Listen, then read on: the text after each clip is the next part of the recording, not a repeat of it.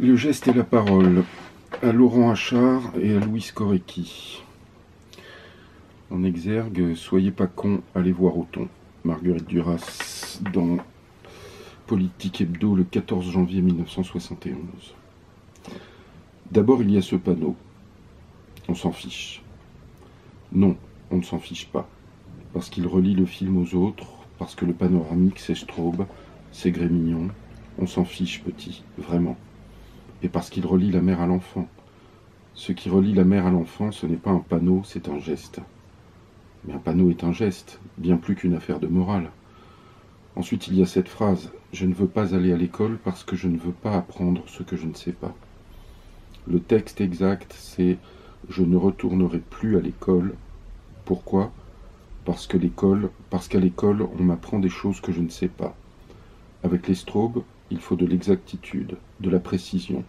Mais de toute façon, c'est Duras, ça, pas Straub ni Huillet. Si tu veux parler d'Ernesto, des enfants, ne te cache pas derrière eux, même s'ils l'ont fait, eux. Quoi ? Se cacher derrière Marguerite ? Pour une fois qu'il tournait autour d'un texte d'une femme, t'es gonflé. Et la chronique alors ?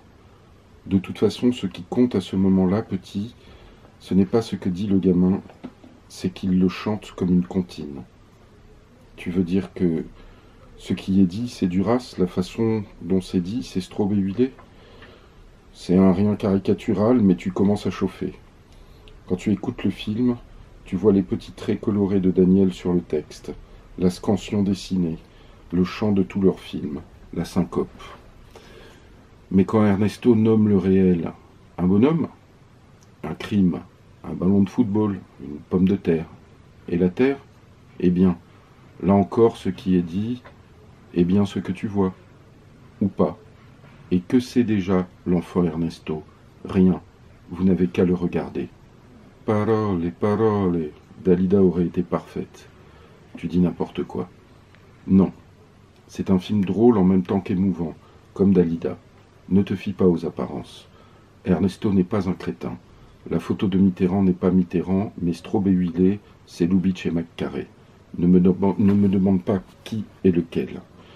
Deux dames sérieuses. En rachachant, c'est Broken Lullaby et Make Way for Tomorrow. D'où la nécessité d'exactitude, de précision dont je te parlais. La comédie ne souffre pas l'à peu près.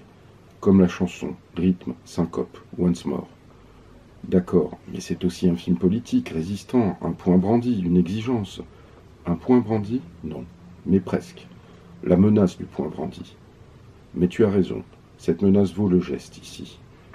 Tu veux parler du maître qui va frapper Ernesto ? Mais non, petit. D'abord, il ne brandit pas le poing, il étend le revers de la main pour gifler, c'est précis. Mais le vrai geste est celui qui suit et que l'on ne voit pas. Ce geste qui est plus, bien plus qu'un panoramique petit, se tient prêt à surgir, tapi dans les mots de la mère qui se dresse. Y touchez pas ou je cogne. Le film est dans ce seul plan, mon enfant. Il est de cette famille rude et méfiante, des films où une mère défend son enfant, quelle que soit l'agression, quel que soit l'agresseur.